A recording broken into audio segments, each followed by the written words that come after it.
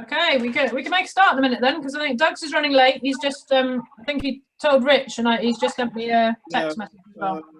So he's running late. Is there anyone else we're expecting, Rich? No, the only other person he's Councillor Lockley, but I've not heard from him. I suppose he's still formally part of the committee, isn't he? I think we spoke to him ages ago, didn't we, about being no longer being vice chair, but I don't think he's still in the committee, but he's never responded. I've asked him a couple of times whether he would consider sort of dropping out of the committee and just attending the council, but he's never got back to me actually. Oh, well, hopefully he'll be on the next week for full council when everyone signs up to committees again, and indeed, hopefully be able to commit to particular ones. Yeah. Okay, right. Well, let's make a start if that's all right. Yeah. Since we're 1 minute past 7, so good evening, everybody. Thank you for coming. Let me just. I've got 2 screens here, so when I look off to the side, it's because I'm looking at the agenda. It's not. I've lost interest. Don't worry. Okay, so thank you for coming. We presumably haven't got anyone from the public who wanted to join us. Rich, no, shaking his head. No. We haven't, no. Okay, so we'll move straight on. I imagine Rich will be recording the meeting. Was anyone else recording the meeting for any reason? No. No? Okay, cool. Okay, apologies for absence. I guess we just had one from Councillor Feeney. Yep. And Doug's has let us know he'll be running late, so hopefully he will join before the end of the meeting. Right, so moving on to item 3. Does anyone have any personal disclosable pecuniary interests in items on the agenda? No. Wave at me if you have. No, none. Okay, thanks. Officers, Rich, have you got any? No. No, okay.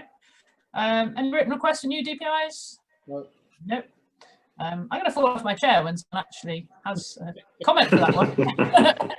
In 5 years, I've never known anyone say anything for that one. Anything to be discussed in private session? I couldn't see anything, but no.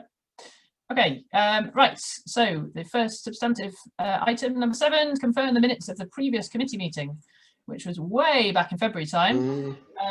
Obviously, that's been ratified through full council already. So I think I'm happy to move it. Everyone's happy with that? Yeah? Yeah. Okay, cool. Right, so that's yeah, cool.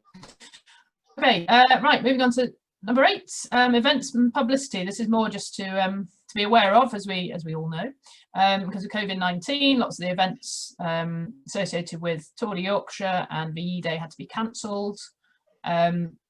We'd obviously awarded a number of grants, must be said, to commemorate those events.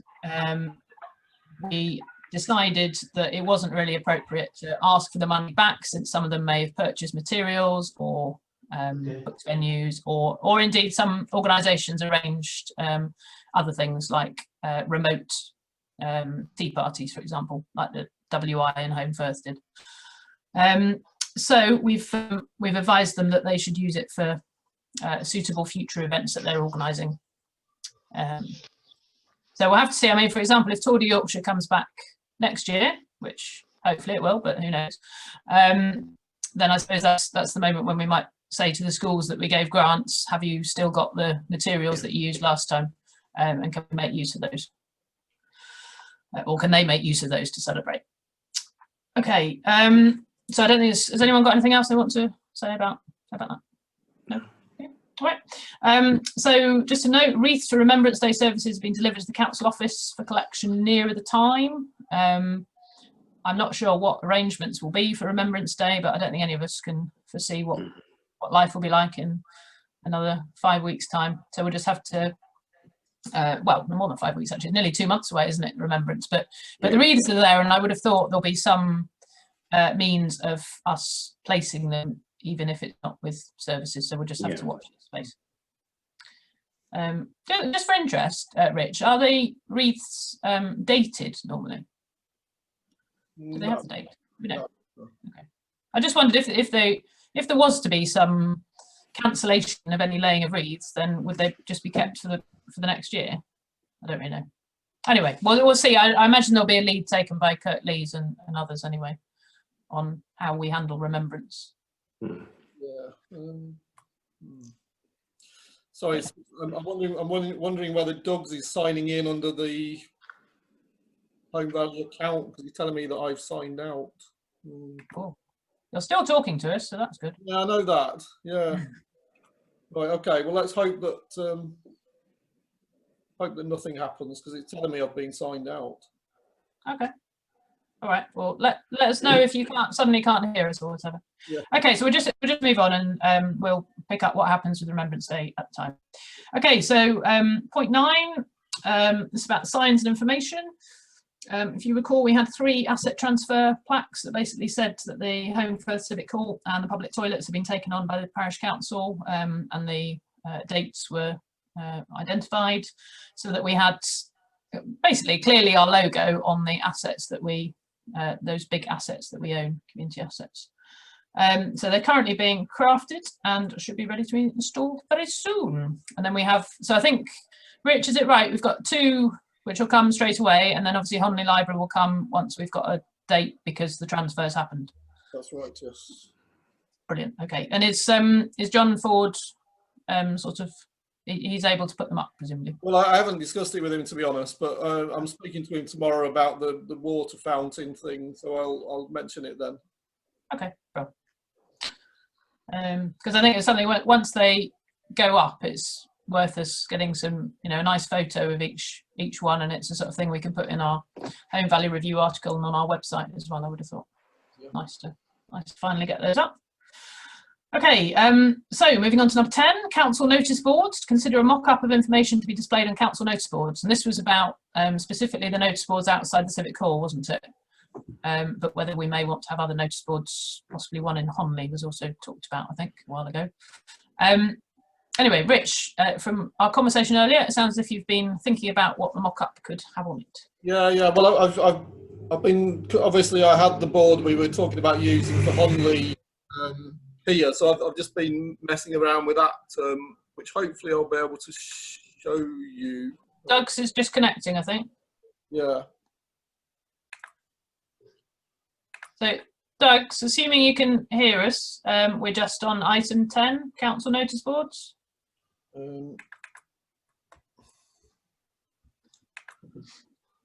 Right, so this is what I've been doing today. It might be very easy to see it. Okay, so this is the old board from the other council offices. So I've had a bit of a fun day, as you can see, sticking things on it. This is what it looks like with the door. Oh dear, with the door open.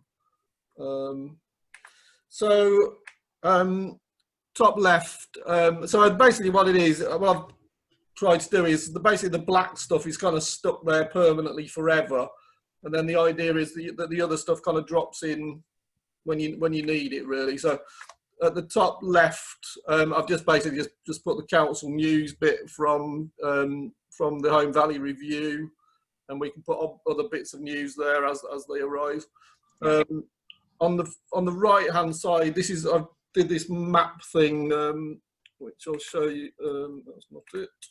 This thing here, which was a bit of a faff, as you can see, because of where the people are in the Home Valley, they're all over at the east, so it was a bit crowded on the right hand side and the top, and Kath and Trevor are kind of on their own over on the left. But so that's basically sort of a pictorial thing about who's where, basically.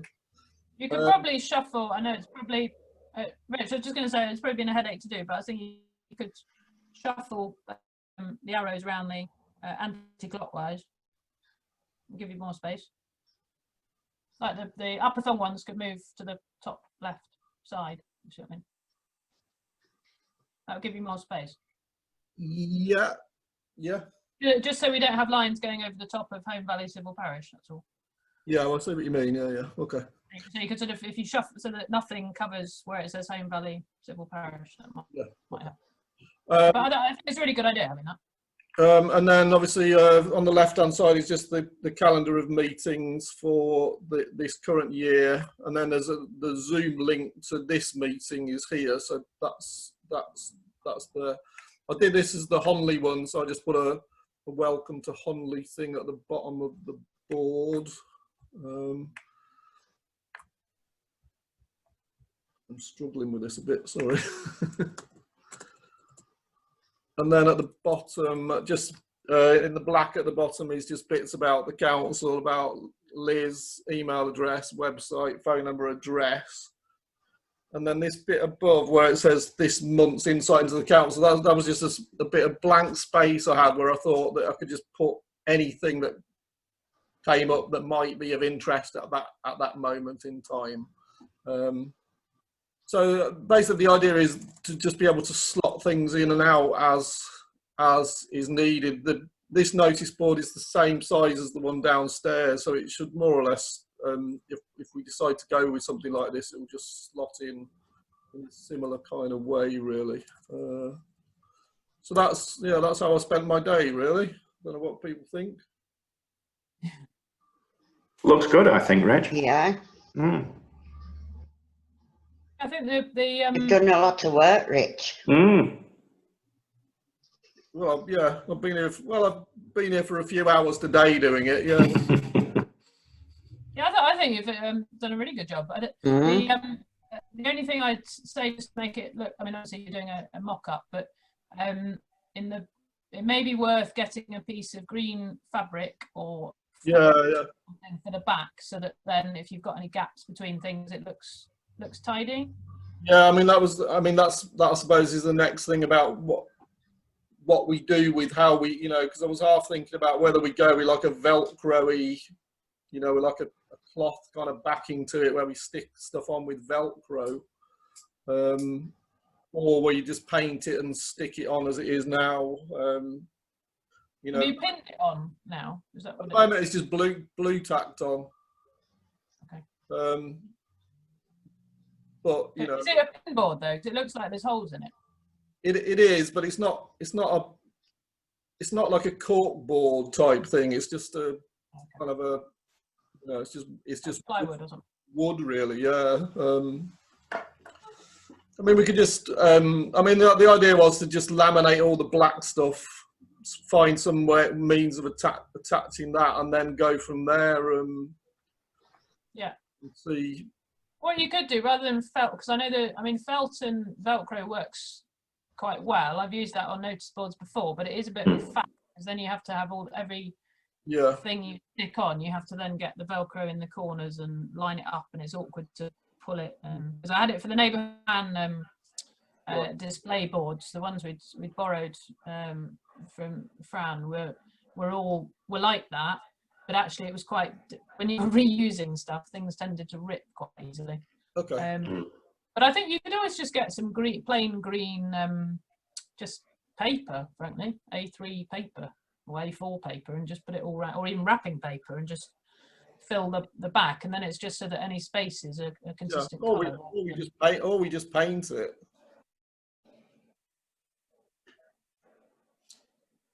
Yeah, I could do that. There's holes in it. Are they coverable? I think so. Yeah. Yeah, I think so. Okay. Well, maybe, if we paint it, because the other thing, because is that board the board? What is that actual board? Where's it from? This is our one from the old council offices. That's up here in the exhibition room. It's just lying on the floor, basically, in the exhibition room. Because I recall a long time ago, we talked, this would be before your time, Rich, I think, we talked about sanding it down and re-varnishing it, and that was something that John could do for us. Yeah, which I think would smarten it up enormously if we did that. Yeah, well, I'll have when I see John tomorrow, or speak to John tomorrow, I'll mention that as well as the plaque things, and see what he says. Yeah. Yeah. In terms of where it goes, I think Liz has spoken to Honley Library, and they've said that they hope that they'll be able to put it up somewhere outside the library. I don't know how far discussions have gone with that, but I think that was the latest idea was that the Honley one could perhaps go there. Yeah. And then with the one downstairs, I can just, at the moment it's kind of got like cork tiles as the backing. It's pretty ugly and not very nice, and perhaps John could have a look at that as well and try and do something with it. It's not too expensive. Yeah. I think it's just polishing up what we've got, isn't it? So presumably obviously you've got a Honley photo of the month. Would the intention be to have a Home Firth? Yeah, I was trying to do something where it was, people might want to look for it for reasons other than council news, really, just something that they wanted to go and have a nosy at. So yeah, and I tried to find a little map, but I was you know, so it's a sort of a touristy type thing that tourists might look at for some sort of usefulness, but I couldn't really find a good map. That's why it's ended up with that silly little map underneath the photograph. But that, you know, I can see, you know, trying to do something that people might want to look at for usefulness purposes, you know, in a tourist kind of way. Phone numbers, that kind of stuff might be useful too. Yeah, Jason? Yeah, what might be interesting is actually said the map as points of interest of that Honley, things like that. Yeah, I mean, I tried to find one of that, Jason, to be honest. I mean, I think if I'd wandered down to the library, I think they probably got one for Home First. I just couldn't find one on the internet. But I will have a think about for them. Okay, Doug's? Yeah, I've made a point of looking at parish notice boards wherever I go, and we've spent a bit of time in North Yorkshire, and they're all dreadful. And what you've produced there actually looks quite attractive. It looks like it's branded. It's not a series of A4 black and white sheets of minutes. So I think, you know, from a visual point of view and from an information point of view, from the amount of stuff you managed to get in a relatively small space, that's a fantastic piece of work. I'm really pleased with the general. I mean, obviously we could discuss, you know, what could be on, what could be bigger, what could be smaller. But I think, you know, from a general presence point of view, that's a really good piece of work. Which I much appreciate that. Yeah, no, I'd agree. I think Kath's got the blue map, which has been talked about in the past. Oh, that's right. Cool. Yeah, cool. Would something like that, can you see? Just about. Yeah. Yeah, I'll come and pick it up from your house at some point, Kath. I'm going to say, with loads of these, if you want to pick one up, okay. Yeah, sure. And we may have some green felt for the board. I think it's quite not to go with the felt, Kath. I think Council Honley thinks that's just too much of a faff, really, because you spend up attaching stuff to the back of the text. Right. I think perhaps we'll either paint or do some other sort of back. What about green, like green carpet tile? Would that be any good? Maybe. I'll have a word with John tomorrow, Kath, and see what he suggests. Yeah, because we have some of them as well. Oh, do you? Okay. I guess it's if you're just going to use blue tack, you just need something that sticks, even when it gets come off. Well. Yeah. Because I mean, you're right, Kath. The felt and Velcro does work well, but I think if you're moving stuff around, it's like Okay. You can't keep reusing the same bit of Velcro in the way that you can with your blue tack. Yeah. Well, what I'll do is I'll do the same to the notice board downstairs as kind of a test, see how stuff does fall, whether it all just falls off if it's just blue tacked or not, and take it from there in terms of what sort of extra content we want to put on. I'll do that before the next meeting. Yeah. Okay, that sounds good. I think we can just try it, and as Doug's outlined, I think there's lots of really useful information there, and even if there's a section on there which can be filled with temporary things, it might be just photos of recent events, which obviously is a bit more difficult to do at the moment, but there's always festivals and things we can get photos of, so it might be about current things or historical things or whatever. We could play it by ear, or failing that, pictures of all our however many benches we have, 200 odd benches. Yeah. Remember there used to be competitions in the past, I believe, of name the bench, or where's this bench? Sorry, I can see Jason. Jason? I don't know how much it would cost, but if you had like sort of an aluminium back, you'd be able to use magnets, which will stick on, and then obviously you can like relocate things around a lot easier. But I don't know how much like an aluminium sheet would do for that size. Again, I can ask John. It'd probably be more expensive than a tin of paint. And why don't we start? I tell you what. Why don't we start with a tin of paint, and then and see how we go in terms of feedback on the notice board, and then if we find things are falling off when it's cold weather or whatever, then we can look at other options. Because you're right, magnets is another good one to think of. Okay. Okay. So do you need anything else from us, Rich, or are you going to sort of do talk to John about doing varnishing, painting, and then I'm happy we go ahead with you populating the board as you've proposed. Okay. Everyone else is. Absolutely. All right. Okay, so you don't need to wait for the next Pubs and Comms meeting to populate the board. And if we can get one done for Honley as well, brilliant. Assuming there's somewhere to put it, but whether that may need to wait until the library becomes ours, I don't know. But if we can at least get something up in Home Firth, that's a good start. Okay.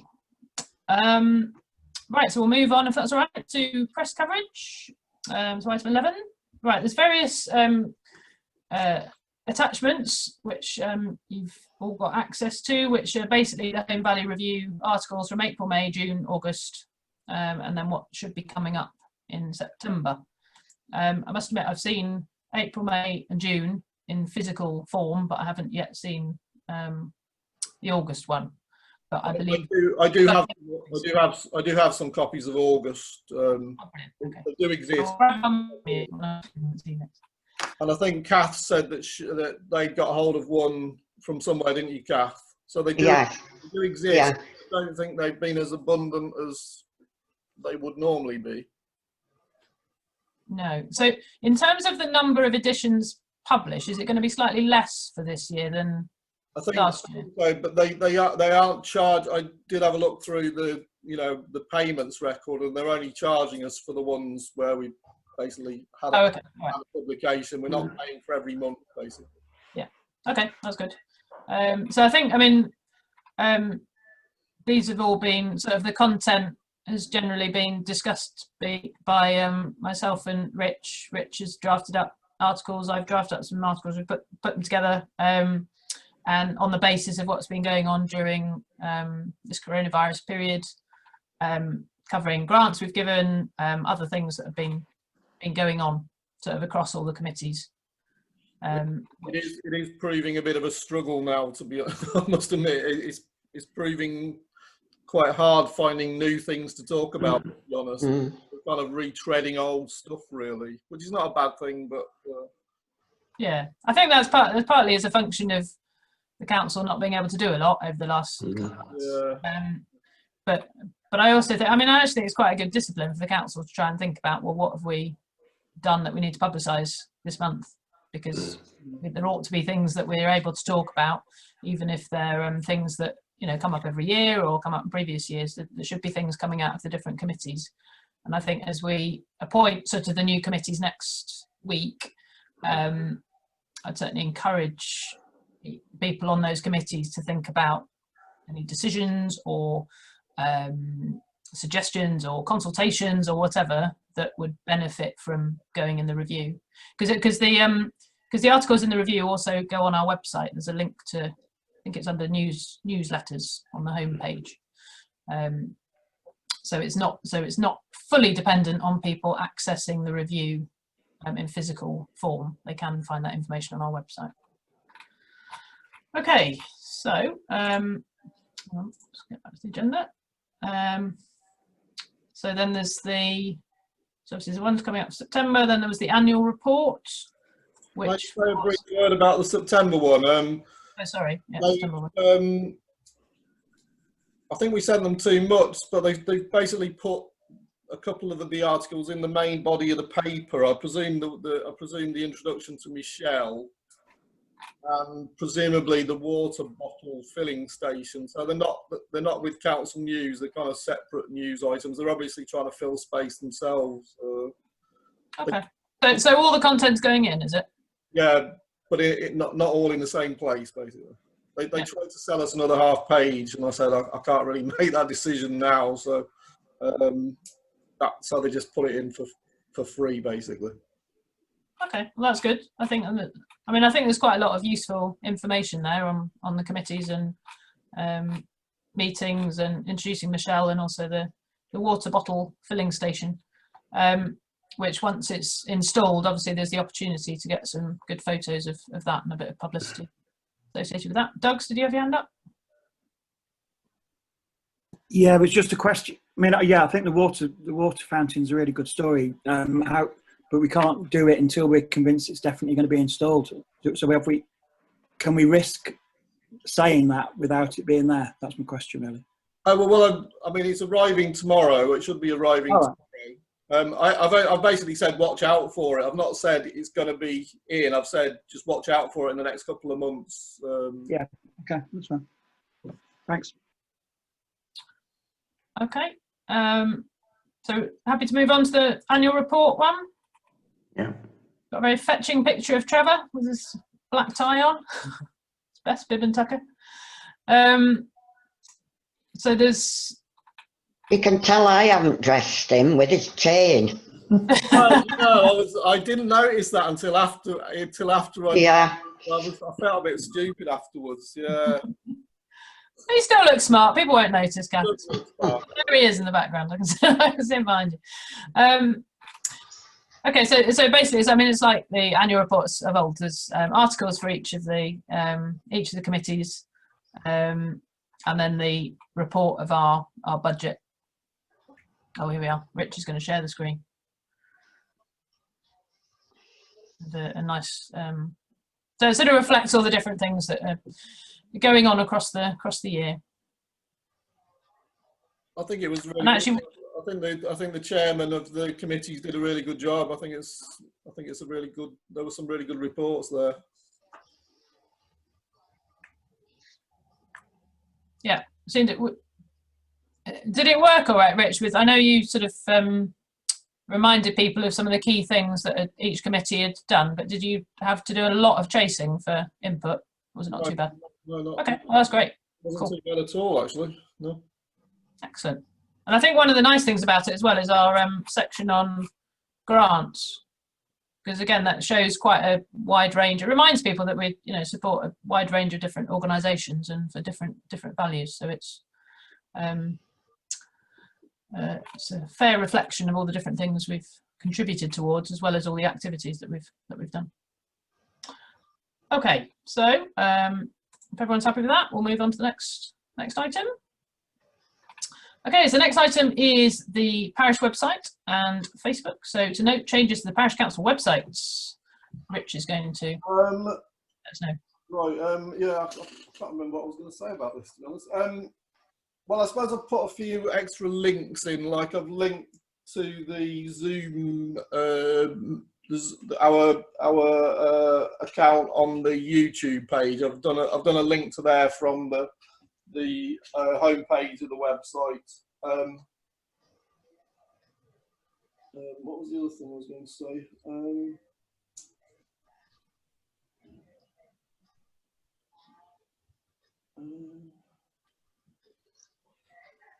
I suppose the asset map a new thing or not? I can't remember when that came on.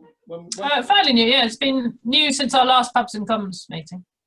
That's new, right? Okay, so that's one on. I think that's potentially quite a useful thing that maps all our benches, telephone boxes, and so on and so forth. At the moment, I haven't updated the financial stuff yet because obviously we moved to this new accountancy package, which I'm still kind of getting used to, and what we want to upload to the website. So I might leave it until after F&M before doing that, when I can find out what the committee wants to put on the site and what they're happy to leave. Okay, I know you've done some work on because there's the whole transparency code, is it called? That information that we've got to have on. You've put quite a lot on, I think. That's right. I've forgotten about that bit. Yeah. Yeah, that's at the top. That's at the top of the screen, basically. Which. And I think since we last met as well, I've just opened it on my screen just to remind myself what's on there. But it's also supporting documentation for upcoming meetings, which is obviously mostly for councillor use, really. So just as a straw poll, given that there's some of us here, how are people getting on with the fact that we're now sent agendas and the link to supporting documentation? Has anyone got any, I guess, concerns with that at all? It's fine. Yeah, Doug's? Okay with me. Okay, cool. Thanks, Jason. Yeah, Doug's? I'm just going to say that now I've learnt to shrink my Zoom call to one side. I can open the link on the other side and actually see the papers and be in the same call on one computer. So it is really helpful, and particularly it's helpful to have all the documents in one link. I think it was G, the papers you put together, because it means you can just scan up and down. So I'm finding that relatively easy. I think it's certainly better than an email with numerous attachments to it. Yeah, and I suppose the other thing to say, so I think Councillor Hogley was a bit concerned that under the old system, obviously you had a record of, you know, if we emailed you a file, you would keep it. Under this new system, obviously, we don't send you something, and it's not kept where you look for them. However, if you go to the meeting page and open the file that says agenda on any meeting, and that should be the all-in-one document. It's not just the agenda; it's all the paperwork together. Just be aware of that. Yeah, Glenn? Yeah, it's not really to do with attachments, but the only issue that I found the other day, and I don't know if other people have found, I normally look at my parish emails on my phone. When you're sort of sifting through them, obviously once you've read, you delete them on your phone. It doesn't delete them on the actual Vision ICT webmail. I went on there the other day for the first time in a while to find that I had something like 88 emails. Ah, I've never been on there. Right, okay. Right. Ah. Okay, Doug's?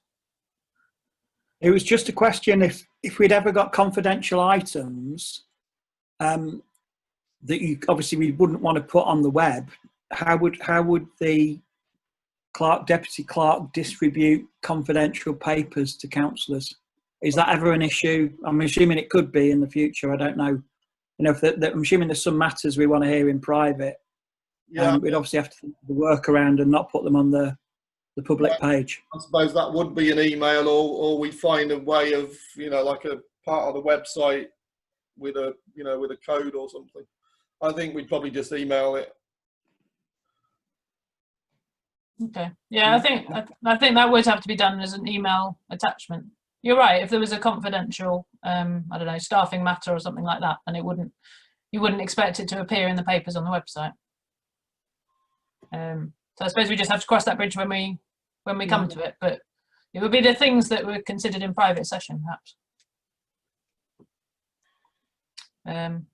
Yeah. So we'll have to see when you come across one of those, Rich or Liz, then you have to think about how best to communicate them. Sure. Okay, I mean, I certainly find the supporting documentation, now I know that the agenda, once a meeting has happened, has all the back papers. It's actually quite useful because then you can quickly, well, I'll say quickly, takes a little while. If you're trying to find out when a decision was made, at least if you've got the right committee, you've got all the paperwork there, which I think is quite quite helpful, because previously wading through the emails, it can be a bit of a headache. I'm assuming, one question, Rich, though, if there was a paper within the sort of all-in-one documentation that you then subsequently wanted to utilise again or republish or something, are the constituent parts still held on your IT system? Yeah. Okay. I just think sometimes we have, I don't know, strategies or whatever that then get dug up again and reused or reconsidered. Our folders of documents are just, we've still got hundreds of individual documents. We're not just keeping them as an all-in-one document. We're keeping them all separate as well. So if ever they're there. Yeah. Okay, that's fine. Right. So moving on to the next element of the website and Facebook. This is something that I spoke to Rich about because, well, sorry, I should read out the items. Consider the Parish Council Facebook page and the information it carries. Members consider whether the Facebook page should have a wider focus in terms of what is posted or shared by the administrators. Now, this really sort of slightly stems from decisions having to be made, well, during the last few months, really, about what we put on our Facebook page, because what we originally said is we will only post things that are directly relevant to the parish council. So grants we've given, awards we're making, that sort of thing, appointments we've made. But we have been asked by individuals or organisations sometimes to share their information. Now, some of those organisations are things like Kirklees Council or Locala or things like that, who've said, sent us emails saying we've got some new, I can't remember what it was last time, it was a sort of dementia helpline or aging well app or something like that, which I think was circulated all around councillors to distribute personally if they wished, but we didn't necessarily put it on our council Facebook page. And I thought it would be helpful to have a bit of a think as to actually how much do we want to post things from other sources. And obviously during COVID we shared things like the mutual aid group, but then increasingly we've done things like we've shared one or two of the like One Community funds. I mean, I know we have an ex-councillor who is very keen on encouraging us to put lots of stuff on our Facebook page, and sometimes we put the things on that he's suggested and sometimes we don't.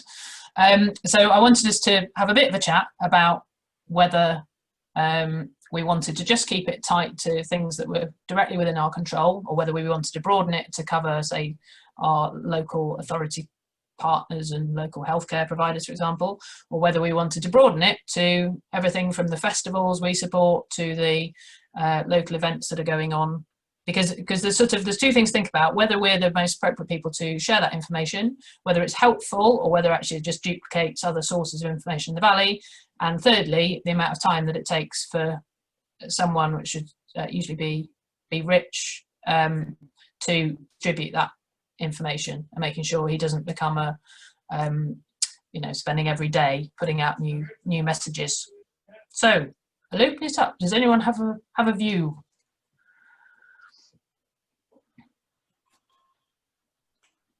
Yeah, no one has a view. Oh, right, Glyn was first, I think, then Jason. Yeah, I mean, I'd probably go for the middle option that you mentioned there, Rachel. That, obviously, particularly given the context that we're in at the moment, where there probably are quite a few things that are either to do with the authority or to do with dealing with the crisis that we face at this point, which I think, broadly speaking, it's our duty as a parish council to distribute. And I think having them on a Facebook page, the website where appropriate, I don't think there's anything wrong with that. In fact, I think it's probably desirable, really. Okay, so you mean things like stuff from Kirklees, maybe the police, okay, the government, yeah. Okay, Jason? Exactly what I was going to say. Okay. Stolen your thunder. Right, do you want to add anything, Jason, or not? No, I think Glyn's right. I mean, we don't want to take it too far away, start getting everything on. I think we need to keep it slim, But yeah, the links like that, it is vital that we have information like that on for people. Okay, cool. Right, Doug's? Yeah, I mean, as you probably know, there's numerous Home Valley Facebook pages. The main one's really being the Home Firth Community one and the Honley one. But the problem with both of those pages is they're very, very busy. So any announcements sort of get dropped down, and particularly announcements that aren't contentious, people rarely like them or comment on them. But equally, if you start to post too much stuff, like I posted something recently about my bins being emptied on time, and they'd actually unhooked my bin, and it was a really nice thing that they'd done. And it got 400 likes. There's obviously a lot of people saw it, but then you open up an opportunity to people to start rowing and saying how crap the council are and things. So I'd be very cautious really about general announcements. I think if there is some sort of link that ties in with one of our priorities, and it might be about climate change, it might be about news to do with the civic, or the things that are happening in Honley Library. So I'd just be a little bit cautious, but I do think there's value in creating more content. But I'd be aware that the more you start to reference other people's campaigns or announcements, you also leave yourself wide open to the criticism from the public. You know, particularly there's been a lot of negativity about COVID and the government's approach on COVID and the rule of six, and I don't think we need to get into trying to manage that community fallout on our page, really. I mean, you can put an announcement up and turn the commenting off. There's a way around it. But I'd just be... So I think do what we're doing, perhaps a little bit more, but not too much more. That'd be what I'd say. Okay. Kath, do you want to comment at all on it? Well, I agree with what's been said. I think, you know, the middle option. Okay, so I think our middle option then is saying we will post things that have come directly from the parish council, so related to our assets, activities and services, I guess, and events, and any what seem to be relevant statutory information, I guess, from Kirklees or local, local key statutory bodies. And we'll sort of flex those depending on, you know, we're not going to put up the Police and Crime Commissioner's newsletter every month, but if there's something specific, and particularly if it's relevant to the Home Valley, then I think we should probably mention it. But I think what we're also saying is that we won't say all the organisations we've given grants to, we're not going to start publicising them through our Facebook page, because we'll just get lost in the sort of general wealth of information which fills everybody's inboxes every day. Because I think to some extent there's a sense that if you post less often, then when you do post, people might look at it. Whereas if you post every day, people just gloss over it. Okay, so are we broadly happy with that approach? Yeah, is that good? All right, cool. Is that right, Rich? Yep, that's fine. Does that give us some pointers? Right, so moving on to item 13, which is the YouTube account for Zoom recordings. This is a whole brave new world. We entered Facebook a few years ago, and now we're striving out into YouTube, which is very exciting. Okay, so Rich, do you want to say anything about what's on there? Screenshot. I suppose it's fairly self-evident. Yeah. So when I'm recording the Zoom videos, as you've probably seen, they record what's the name of the view? Gallery view. Gallery view. Yeah, I've uploaded all of those. As I've said in the next note, I did manage to corrupt one file. I don't quite know what I did, but we ended up with only an audio file of one, and I think some are on Lizzie's computer as well somewhere. That's why I haven't publicised these, because there's still a couple that I need to have access to Lizzie's computer to see if I can find them. These are ones going back, you know, like a month or two. So I'm going to try and find those and then kind of publicise it a bit better. it takes a lot. They take a long time to upload. I don't know whether anybody's done them, but they do take ages. You know, like a couple of hours to upload one of our videos. But do you tend, Rich? Do you tend to upload them as soon as the meeting's done, or do you wait until the minutes have been sent out in draft, or when do you tend to do it? I mean, to be honest, it's been much. I mean, I did them all in a big batch, the first lots. I mean, this last one I did for planning, which was an audio only one. I did it kind of. I sent the minutes to the chair to okay them, and then did it the same day, really. But it's not really been an issue yet because, like I say, I did them all in a big block originally. I suppose that's to discuss, really. I suppose, yeah, if I don't upload until after the minutes have been okayed by the chair, maybe, and take it from there. I don't think I'm not sure we've had a single viewer yet. I think probably they've all been me. I think that, you know, I found them quite useful from the perspective of minutes because, you know, and that aspect of things. Do you know what I'm intrigued by? The fact that the meetings aren't that long.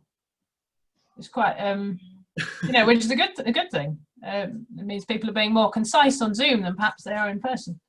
Yeah. So I can see one that's 2.5 hours long. That was the biggie. Yeah, that was a council meeting, wasn't it? But yeah.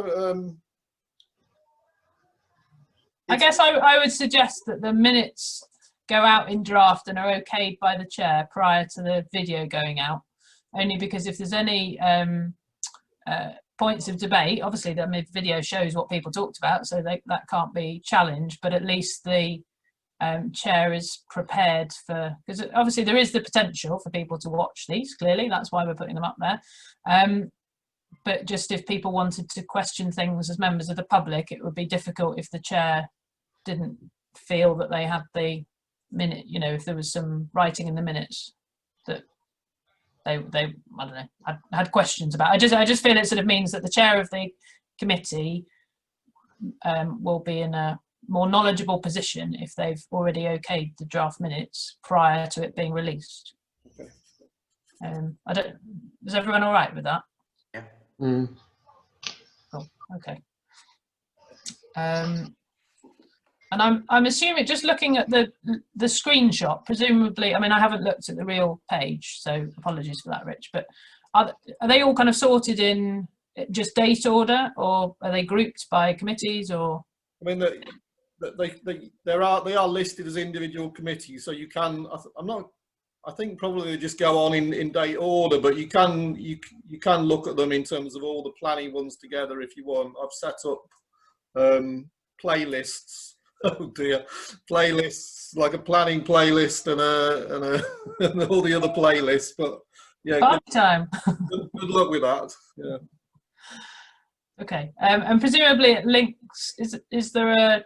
Well, actually, I will take the opportunity to click on the link off the website and see what it looks like live. Okay, it just has the uploads, and then presumably if you, well, I guess anyone who's going to look at those will then go to the. I just wonder if there's some text there that just needs to say, for minutes of the meetings, please go to our website. Okay. Maybe. Just so people don't feel they have to watch the entire thing, or if they want to find out at what point something was discussed, it helps if you know what the order of the meeting was. Because, yeah, so I don't know how easy it is to put text on that screen, because as I say, it's new to me, the whole YouTube page, but just if there's kind of maybe an introduction that could go at the top. Okay. It just says, you know, for more details, the Parish Council, look at this page. For full copies of agendas and minutes, please, you know, look at our website. Okay. Cool, if that's all right. Yep. Okay. Any other comments on this? No. Okay. Great. Looks good. Thanks for getting that sorted out, Rich. Hopefully, is it the sort of thing you can leave uploading while you go home and then pick it up the next day? Yeah, you can. Although that's how I corrupted it, though. I'd left it overnight, and when I got downstairs, it's So yes, it's a bit trial and error. A bit dodgy, but yeah, I need to learn as I go, really. brilliant. Oh well, thank you for bringing us into the 21st century with that. That's great. And I think I mentioned before when we discussed this at full council, I did have a bit of a look on YouTube to see what other parish councils are like, and they're just like ours. Lots of lengthy discussions about different things. Obviously, I didn't watch lots of meetings, but it's very, very similar. So I guess I just remind people to watch their language, but otherwise just be as open and honest as everyone would be if they were meeting in person. Okay, so moving on to item 14, which is kind of the main one to hopefully have a bit of discussion about, which is annual awards 2020 to 21. And the item got sort of condensed between the Tidy Trader and the Community Champion, because I said to Rich, I thought we maybe needed to consider whether those two awards were appropriate for this current year and situation we're in. And I thought it would be worth sort of thinking about them together rather than having separate items. So because obviously for yeah, I'll come to you in a second, Jason. I was just going to remind us what we had. So we had the Tidy Trader Award, which was about pride in external appearance of a business or shop, or well, shop is a business, but which was all about sort of showing pride in the valley and places looking attractive from the curbside. It was external curb appeal. Obviously, we had gold and silver award winners and gave to a variety of places which were all nominated by ward councillors, and then we chose them as a committee. So that was all about businesses and about appearance. And then Community Champions was about people who were nominated again by councillors as individuals or groups who go above and beyond and help make the home valley a better place to live in ultimately. And obviously, as we know, we've covered all sorts of different individuals and groups who do, all of which do fantastic work in the valley. So there is still, we've still got those two awards. I think probably maybe what we need to just, I know Jason's got a proposal related to COVID-19 heroes, or whatever we want to call them. So I suggest if Jason outlines what he had in mind, and then perhaps we can have a chat about whether we think the two awards that we have either get parked, rebranded, or we do something different, and then we can have a bit of a chat about the different options we've got. So Jason, do you want to fire away with your thoughts? Yeah, the idea I've had is this year is, instead of doing a Community Champion Award, is having a Wall of Heroes, which celebrates all the people who've done something through the COVID. Because I think with the food banks, the supermarkets, the post office workers, not just the NHS staff, there's been a lot of people who've done stuff around for the COVID. And look, the sort of unsung heroes. And I'm thinking, how we can sort of say, well, thank you to help them, for your help through this COVID. So I was thinking like something like you did with the suffragettes, which you might remind people about, Rachel, is what we did is like a photograph of all these people together and made of one big picture, and have a permanent reminder of what's happened this year, saying thank you to people for their help. How many people you get to respond to it, I don't know, but I was hoping like people like in the supermarket, the managers might say, we'll get all our stuff to take photographs of each other. I say the post office. Even, I think Mary said there's 130 odd volunteers for the who helped her out during the COVID, helping people out. So people like that should be like celebrated for helping. Oh, Dougie said there's 5. 500. That's my idea. It's for this year not to have a community champion, but okay. All right. Thanks, Jason. Doug. Sorry.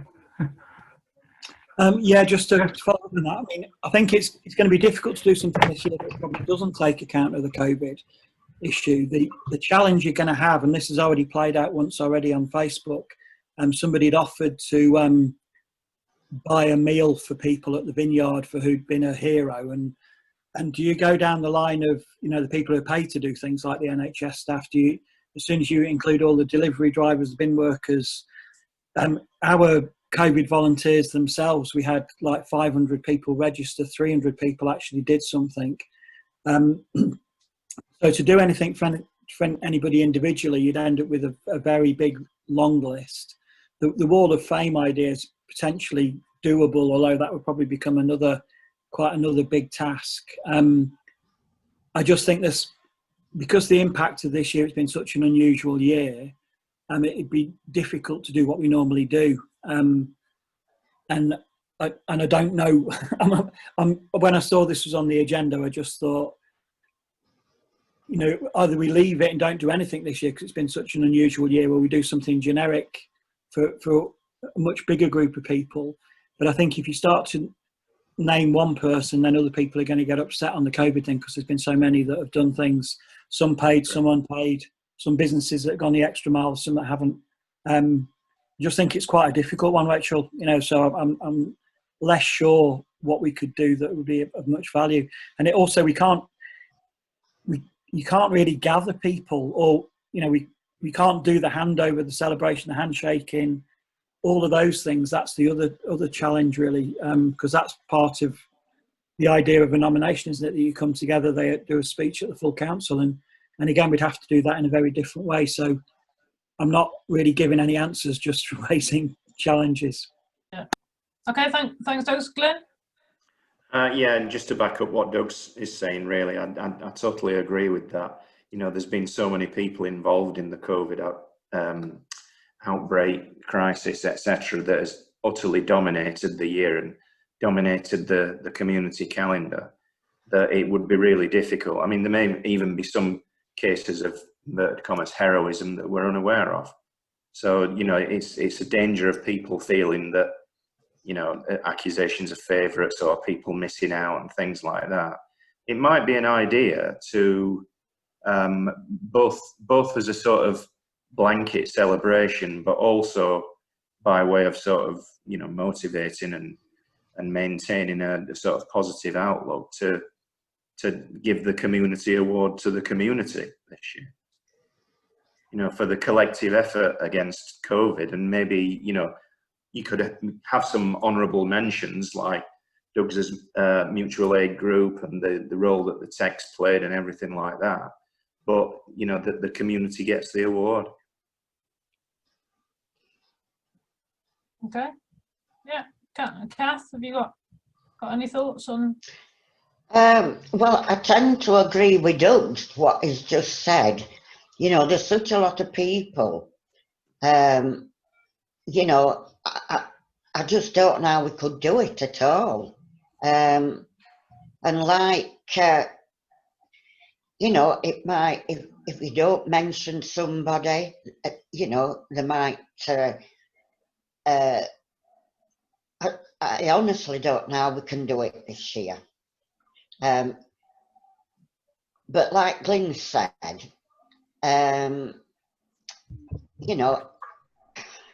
perhaps we could do something, or put something, I don't know, in the review or whatever, to thank the community for what they've done.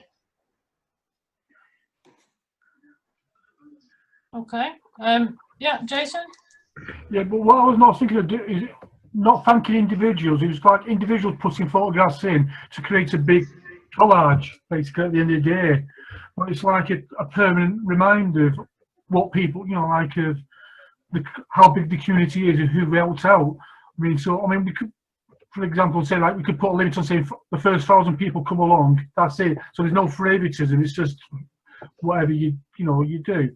But it's just not like naming like Joe Blog from down the road has done this and the person next door's not done anything. It's just a face for the future, where we're talking about 20, 30 years time, where it's going to be like people say, "What's that about?" And people can talk about it. Oh yeah, I remember this 2020. This is all these individuals here did something to help the community, and there's no favoritism of who's done more, who's got paid, who hasn't.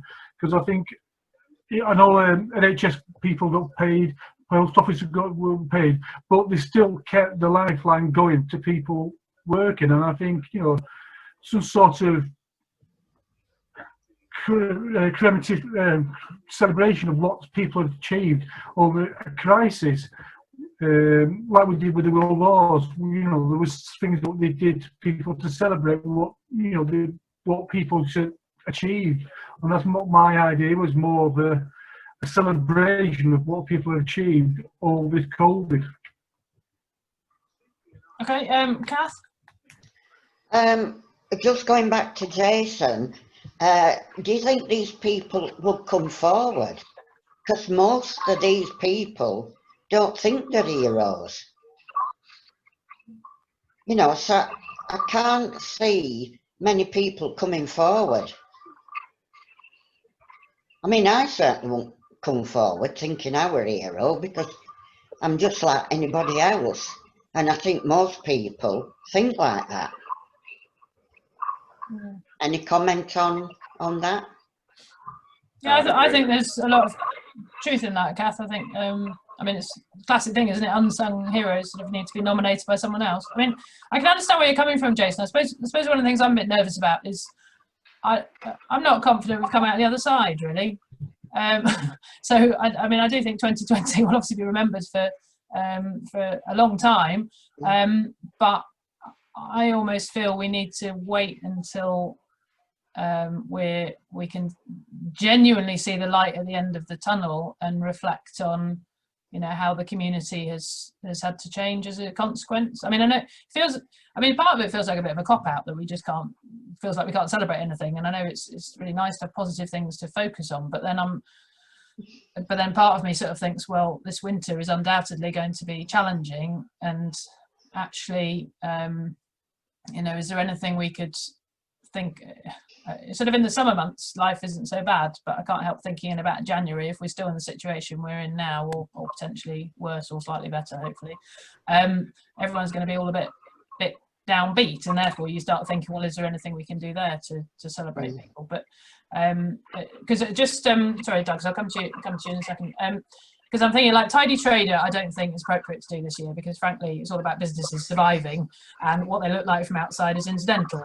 You know, whether you know, whether they've got flowers outside is irrelevant if the shop can't, or business can't even operate because they haven't been able to. So I think we should definitely sort of park the business awards, because I just don't think it's appropriate or fair, really. And then I think the community champions, as you rightly say, Jason, there's hundreds and hundreds of people who have played a key role, but defining them is difficult and potentially divisive, or not necessarily divisive, but can cause a bit of kind of tension with, well, why haven't you got someone from this community? So I guess I rather like the idea that Glyn's mentioned about somehow giving not necessarily an award, but celebrating our spirit of community. And I'm just wondering if there's something more long-standing we could do, and possibly thinking in the world of the nature that we enjoy. Is there anything, say, in each village we could, in the long run, whether we do this at this point in the year, because we're only at the you know, beginning of this civic year, if you like, or a bit into the beginning, having some sort of floral tribute or pot or a rain. I mean, I saw some lovely things on holiday where the people had done rainbows with flowers in Northumberland, where I saw it, and I thought, that's fabulous, what a great idea.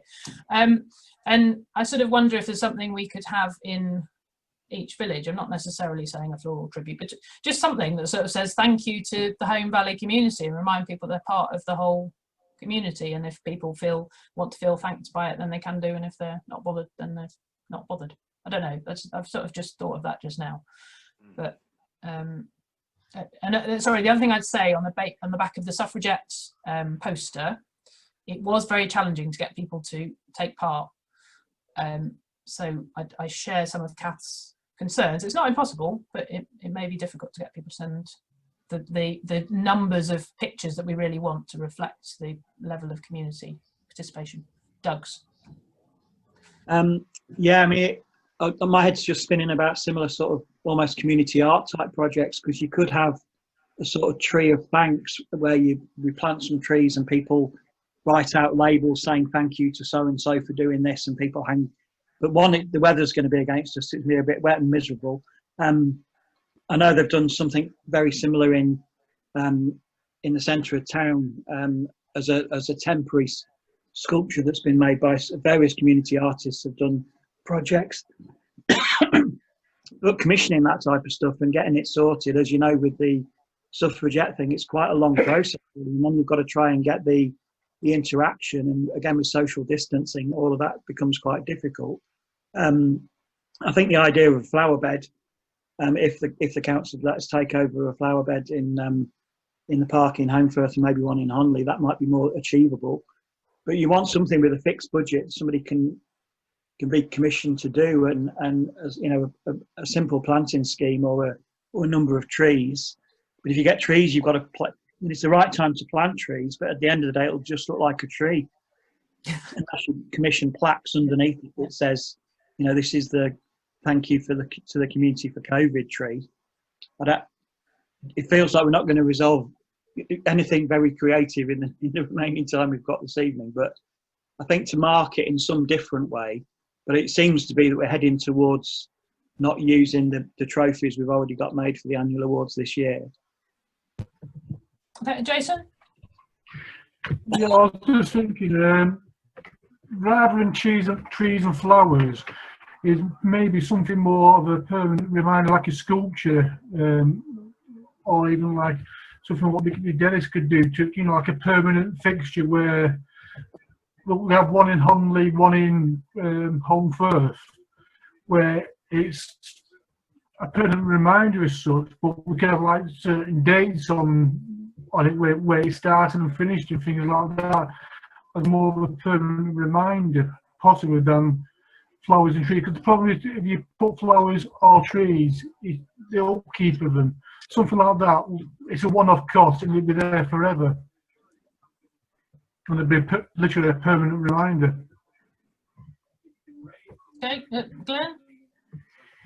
Yeah, I can see where you're going with that, Jason. But the concern I would have is that it almost, in that sense, it almost becomes a memorial, and it's difficult to have a memorial when the situation is ongoing and potentially could increase. Okay, Jason? Yeah, the response to that is, I mean, if we did do something like that, it would take that long to do. With the chances it would virtually be finished when we get it done. To get designs or get it organised and erected and stuff like that. I mean, you could be talking nearly 12 months, where hopefully it should be sorted by then. So the idea is to get something maybe commissioned to start, or get an idea flowing for a date when it's finished. So, because from past, Rachel and Kath will probably know this yourself, it does take a lot of time to get things organised, as in, you know, plaques, stuff like that. It can take years to get done.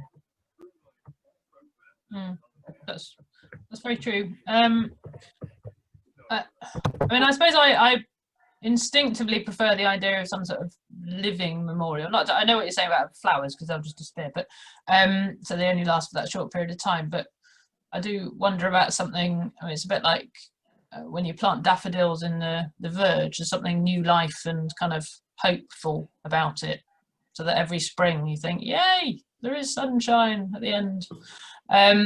And I always think that there's something sort of slightly uplifting about that, which I mean, to be fair, if you get the right sculpture, then that can be equally uplifting. But it feels to me as if, and this feels a bit of a cop-out from my point of view, but whether I think we're too early in the situation to actually action doing a tribute thing.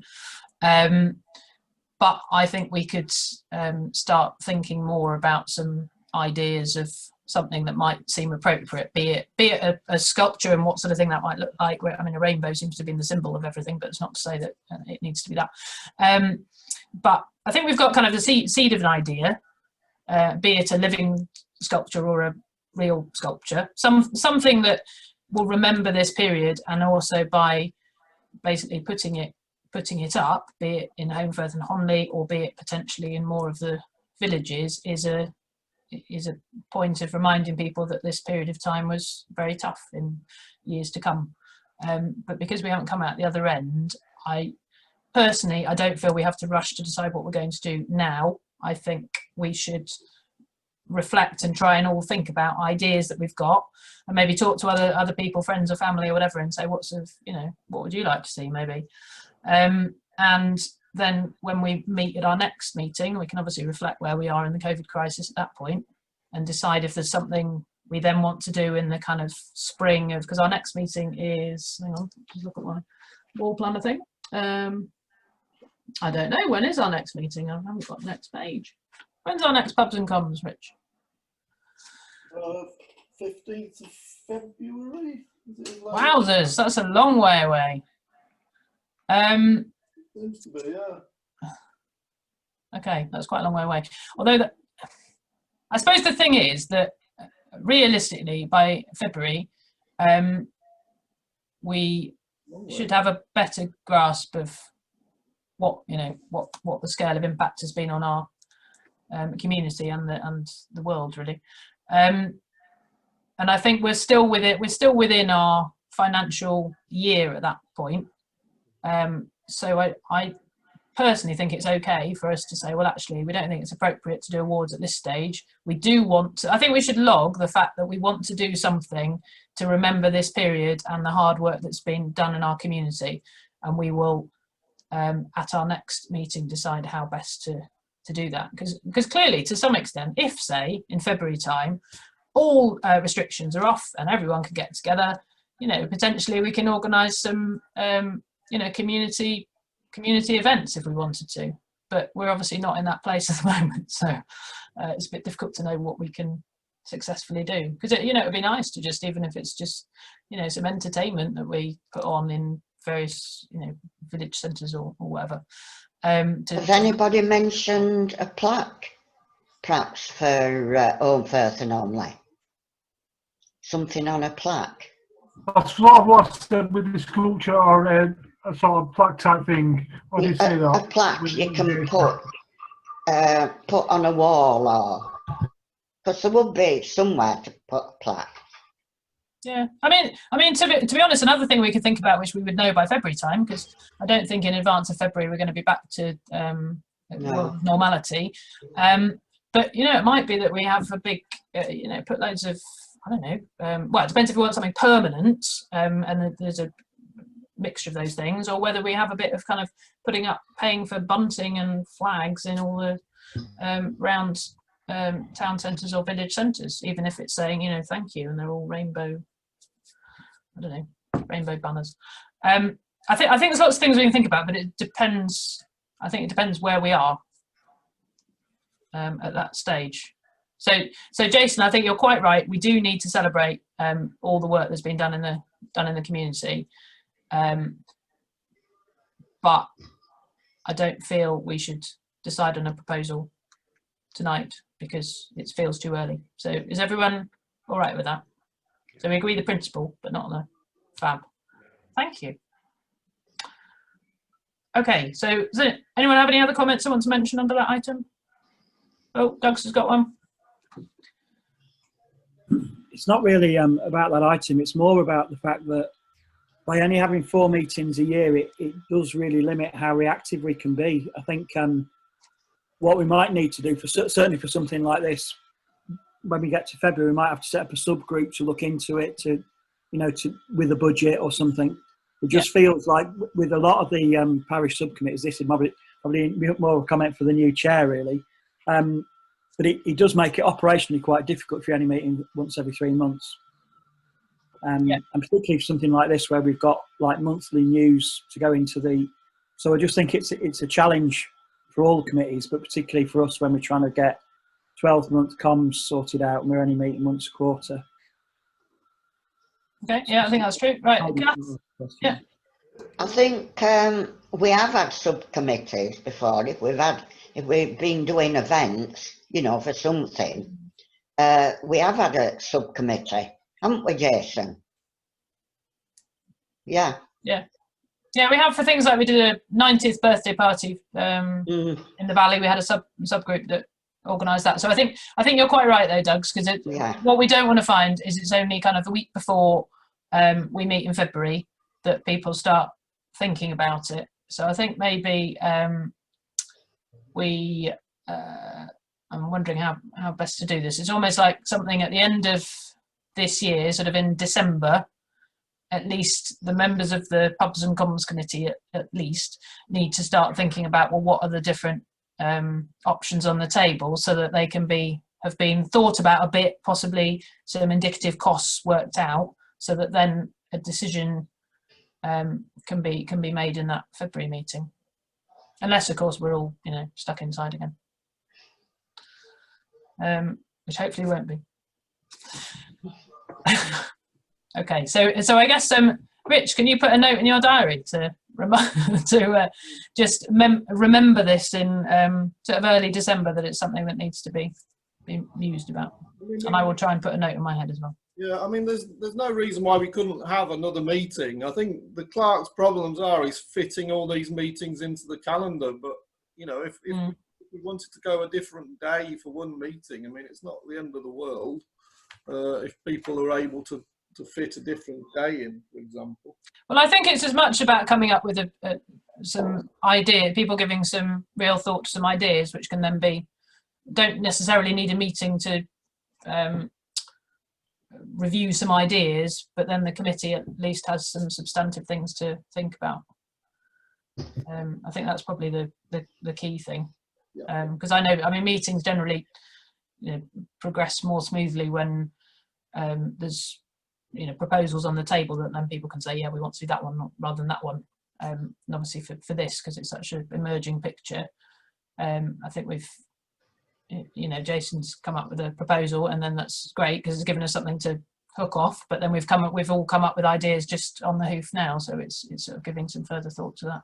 Yeah, and if it sort of preempts the next item on the agenda, I mean, we do have £1,000 in this special projects budget, which might be the starting point for this this project, if you like. So the money is there. Okay, Jason? Yeah, also I think February, don't we sort out the budget for the year after anyway? So if it was a thing that was going to go into the term after, we could sort of like put a budget request in to cover the cost for some said item. Yeah, I think that's true. Yeah. Okay, so we will move on if that's all right with everyone. Yeah, cool. So final item 15, year-to-date budget against expenditure. I imagine we haven't spent very much, Rich. No, we haven't. No, I'll just share screen.